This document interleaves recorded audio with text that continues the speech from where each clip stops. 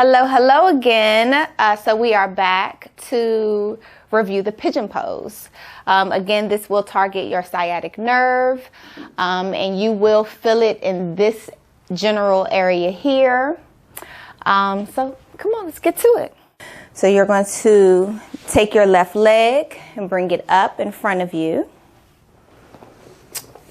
Take your shin and your knee down to the mat. And you're going to slowly rock your back leg straight. If you're unable to bring your hips all the way down, that is okay. Just stop wherever you're comfortable and you'll sit in this pose. You should be feeling it here all the way down into your lower thigh area.